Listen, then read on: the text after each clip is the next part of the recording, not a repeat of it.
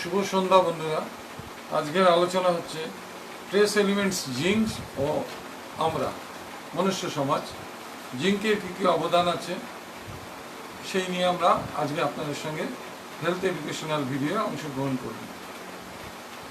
দেখুন, জিঙ্ক হচ্ছে একটা ট্রেস এলিমেন্টস যেটা খুব কম পরিমাণে আমাদের শরীরে লাগে, কিন্তু এর গুরুত্ব কিন্তু অপরিসীম।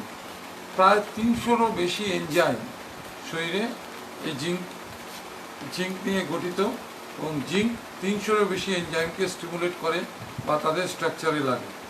এটা অ্যান্টিঅক্সিডেন্ট, অ্যান্টি ইনফ্ল্যামেটরি হিসেবে কাজ করে এবং মেটাবলিজমে, বিশেষ করে প্রোটিন মেটাবলিজম, গ্লুসাইডস মেটাবলিজমে অ্যাক্টিভলি অংশগ্রহণ করে। মিউকোসিলিয়ারি ব্যারিয়ার আমাদের শ্বাসতন্ত্রে আছে, এর হেলথ সে মেনটেন করে। এপিথেলিয়াল হেলথ, মিউকোসিলিয়ারি হেলথ, এগুলো আমাদের বিভিন্ন সাইনাস ও রেসপিরেটরি ট্রাক্টে আছে, সেগুলোর হেলথ মেনটেন করে।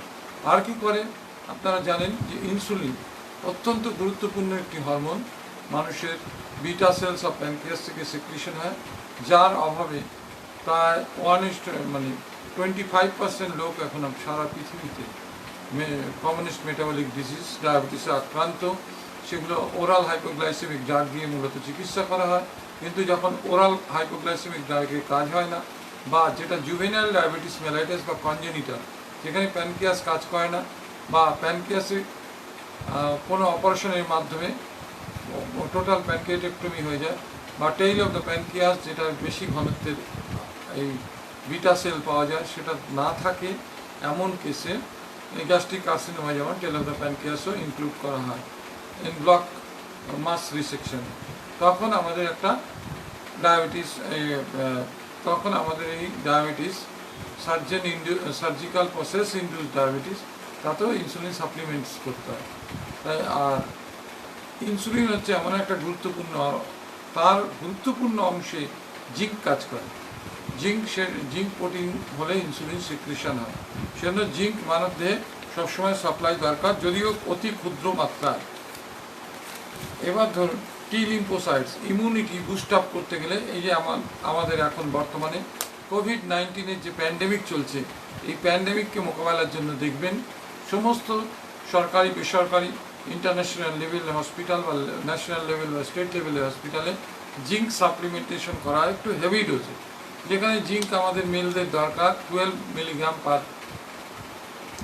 ডে নর্মালি, বা 10 milligram in cases of female, মেলদের 12, ফিমেলদের 10, বা ইনফ্যান্টদের 5 mg আর চাইল্ডদের 10 mg পার ডে। এটা হচ্ছে নর্মাল আমাদের রিকোয়ারমেন্ট। এইবার কোভিডকে রুখতে গেলে আমাদের ডক্টর জেলেঙ্কো স্টাডি একটা হয়েছিল, তাতে বলতে 220 mg অফ জিঙ্ক দিতে হবে আমাদের রোজ খাদ্যে, তাহলে ভাইরাল রেপ্লিকেশন, কোভিড-19 ভাইরাস যে বংশবৃদ্ধি করে, রেপ্লিকেট করে, সেটাকে রুখতে পারবে। কী করে রুখবে?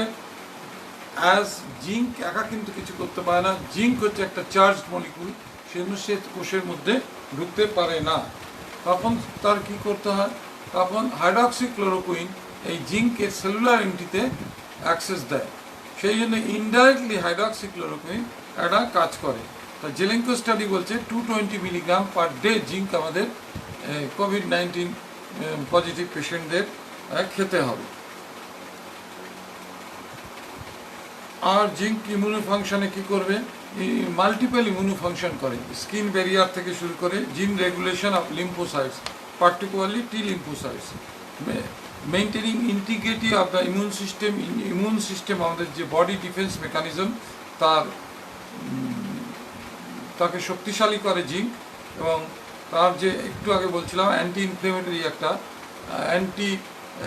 ইন্টারলিউকিন অ্যান্টি ইনফ্লেমেটরি একটা প্রপার্টি আছে, সেটার জন্য এক্সট্রিমস অফ এজ, মানে ওই 1-2 বছরের বাচ্চা থেকে 80, 90, 100 বছরের মানুষ অবধি, তাদের যে নিউমোনিয়া, ব্রঙ্কাইটিস, বা শিশুদের অ্যাকুট বা রেসপিরেটরি ট্র্যাক্টের ব্রঙ্কিওলাইটিস বলে একটা রোগ হয়, সেইগুলোকে রুখতে সহায়তা করে, বা সার ট্রিটমেন্টে আমরা জিঙ্ক দেবো। আর এইগুলো জিঙ্ক যদি আমরা একটি নিয়মিত খাদ্য তালিকায় রাখি, তাহলে আমাদের অনেক রোগ কম, আইসিইউ অ্যাডমিশন, নিউমোনিয়ার চিকিৎসা, ডেথ রেট সব কমে যাবে। প্লাজমা লেভেল অফ জিঙ্ক, এটা আমাদের জানতে হবে। হেলদি অ্যাডাল্টসের ক্ষেত্রে 96 মাইক্রোগ্রাম পার 100 ml বা ডিএল। 96 মাইক্রোগ্রাম হচ্ছে অ্যাডাল্টের, আর চিলড্রেনে হচ্ছে 89 মাইক্রোগ্রাম পার 100 ডিএল বা 100 ml আমাদের থাকে। এর কম যদি প্লাজমা লেভেল হয় তাহলে কতগুলো রোগকে জিঙ্ক ইনভাইট করে বা জিঙ্ক ইমিউনিটিকে বুস্ট আপ করতে পারে না বলে আমাদের অসুবিধার সৃষ্টি করে। জিঙ্কের সোর্স কি, জিঙ্ক কীভাবে আমরা পাবো? এটা যদিও একটা ট্রেস এলিমেন্টস বা মাইক্রো কোয়ান্টিটিতে দরকার, সেই জন্য মাইক্রো এলিমেন্টস বলা হয়। এর সোর্স হচ্ছে ফুডস্টাফ, যেগুলো আমরা খাই, মিট, ফিশ, এগ, এগুলি আমাদের গুড সোর্স। প্লান্ট সোর্সে বায়োঅ্যাভেলেবিলিটি কম, ভেজিটেবল সোর্সে, কিন্তু লেগুমসে জিঙ্ক পাওয়া যায় এবং নানা শাকসবজিতে জিঙ্ক পাওয়া যায়। ডায়েটারি ইনটেক আমাদের এত কম যে এটা মোটামুটি একটা ভেজ ডায়েট বা নন ভেজ ডায়েটে আমাদের শরীরে সেটা কাজে লাগে, হয়ে যায়, সাফিসিয়েন্ট হয়ে যায়। এবার গ্রোয়িং চিলড্রেন, কিছু কিছু আমাদের শরীরে এক্সট্রা ডিমান্ড আছে। এই গ্রোয়িং চিলড্রেনদের ক্ষেত্রে আমাদের কি করতে হবে? Growing children, pregnant lady, lactating lady, mother, এবং কিছু ক্যাটাবলিক স্টেট আছে যেখানে বডি ভেঙে যায়, যেমন ধরুন পুড়ে গেছে 30%, 40%, 50% বার্ন হয়েছে, তাতে সেকেন্ড থার্ড উইক থেকে যদি সেপ্টিসেমিয়াকে আমরা বার্ন কেসে কমাতে পারি, ইনফেকশনের মৃত্যু বেশি 8 থেকে 14 দিনের মধ্যে, সেটাকে যদি আমরা ট্যাকেল করতে পারি, থার্ড উইক মানে 21 দিন থেকে 28 দিনের মধ্যে পোড়া কেসে আমাদের শরীরে র্যাপিড নেগেটিভ নাইট্রোজেন ব্যালেন্স হয়, বডি ভেঙে যায়। সেই ভাঙাকে রুখতে গেলে আমাদের জিঙ্কের ডিমান্ডও বাড়ে। এবং স্পোর্টসম্যান যারা কায়িক পরিশ্রমী করেন, আয়রন নিয়ে ব্যায়াম করেন, হ্যাঁ, যারা ফুটবল খেলেন, যাদের হেভি ওয়ার্ক করেন, কুলি মজুর, তাদের কিন্তু জিঙ্ক আমাদের ডবল ডোজে প্রায় দিতে হবে। জিঙ্ক ডেফিসিয়েন্সি বা ইনসাফিসিয়েন্সিতে কী হয়? কতগুলো রোগ হয়, যেমন গ্রোথ ফেলিওর, বাচ্চাদের বৃদ্ধি ঠিক হয় না। আর অ্যাডাল্ট বা টডলারদের যারা বয়সন্ধিতে আছে বা অ্যাডাল্ট হয়েছে, তারা সেক্সুয়াল ইনফ্যান্টিলিজম ইন অ্যাডোলেসেন্স, এদের যৌনাঙ্গ বা জননাঙ্গ ঠিক বৃদ্ধি হয় না। আর কি হয়? আর একটা কথা দেখবেন প্রায়ই আমাদের ডাক্তারবাবুরা শুনি যে আমার জিভে কোনো টেস্ট লাগছে না, লস অফ টেস্ট সেন্সেশন, এটা কিন্তু জিঙ্কের অভাবে হয়। আবার করোনাতেও সেকেন্ড ডে অনওয়ার্স হয়। অতএব যে পেশেন্ট এসে বলবে অ্যাসিমটোমেটিক, যে আমার কোনো সিমটম নেই, শুধুমাত্র আমি জিভে টেস্ট পাচ্ছি না, আমি খাবারের গন্ধ পাচ্ছি না, স্বাদ পাচ্ছি না, সেগুলো হচ্ছে কিন্তু করোনার সাইন। তার সঙ্গে সঙ্গে জিঙ্ক ডেফিসিয়েন্সিতেও লস অফ টেস্ট সেন্সেশন হয়, ডিলেড উন্ড হিলিং, উন্ড হিলিংয়ে ডিলে হয়, কারণ শুকাতে চায় না। Anti inflammatory property, antioxidant property আছে জিঙ্কের, যেটা আমাদের বাইরে থেকে সাপ্লাই করতে হয়, যদিও কম পরিমাণে। আর লো লেভেল আপনাদের বলেছি 89 আর 96 মাইক্রোগ্রাম পার 100 ml হচ্ছে অ্যাডাল্টসের প্লাজমা লেভেল, চাইল্ড হচ্ছে 89।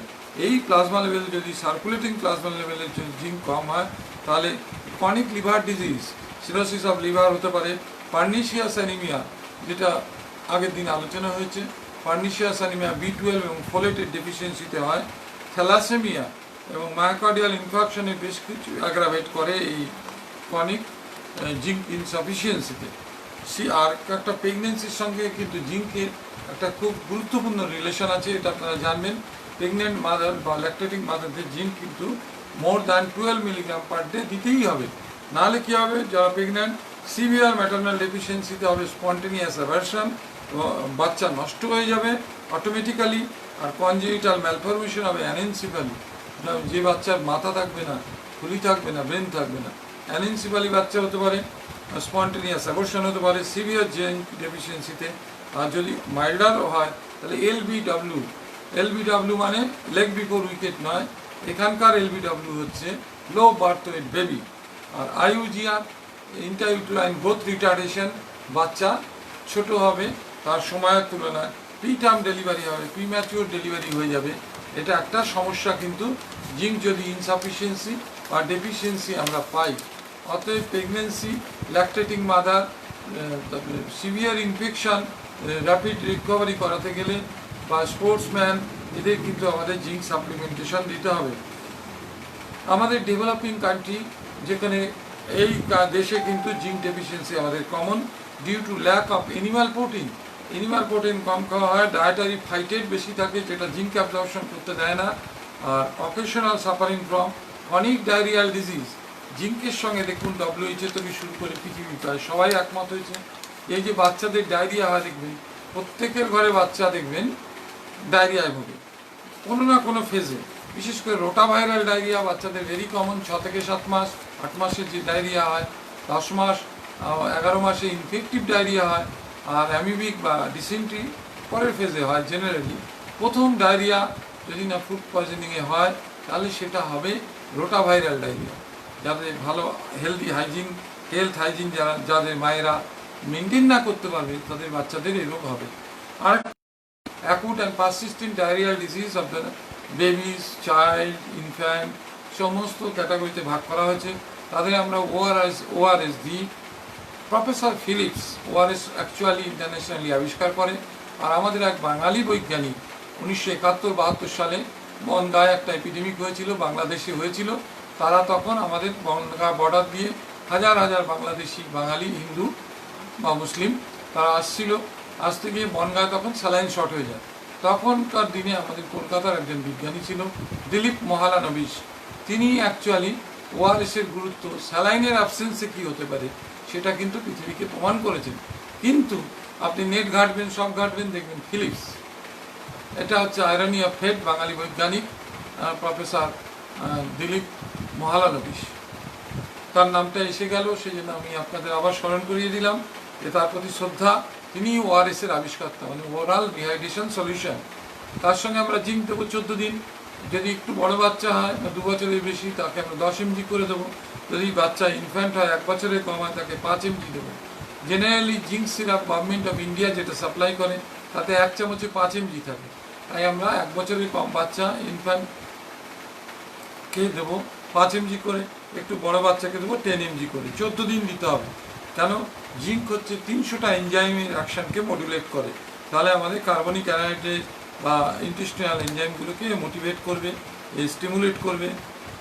তাহলে আমরা জিঙ্ক যদি প্রোভাইড করি তার সঙ্গে প্রিবায়োটিক্স, প্রোবায়োটিক্স, তাহলে আমাদের duration and severity of diarrhoea will be reduced.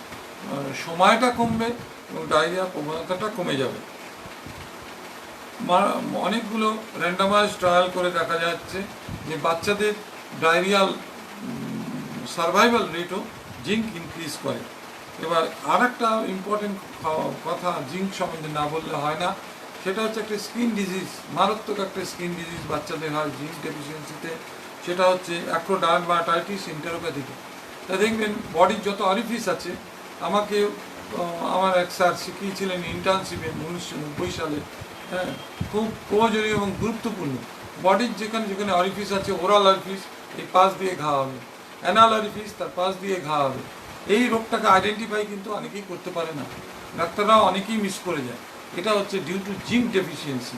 সেই জন্য জিঙ্ক সম্বন্ধে আজকে যে শর্টে আমি বললাম, এর বাইরেও অনেক অ্যাকশান থাকতে পারে। জিঙ্ক নিয়ে খুবই গবেষণা হচ্ছে এখন সারা পৃথিবী জুড়ে। জিঙ্ক এখন আমাদের কোভিড-19 জিঙ্ক প্রোফাইল্যাক্সিস কিন্তু একটু বেশি ডোজে, ওই Zelenka study 220 mg per day for 5 consecutive days, এটা কিন্তু সারা পৃথিবী জুড়ে একটা অ্যাডভাইস চলছে। তাই আজকে পরবর্তী ভিডিওতে আপনাদের সঙ্গে দেখা হবে। আপনাদের সকলের সুস্বাস্থ্য এবং কর্মজীবনের শুভকামনা করে শেষ করছি।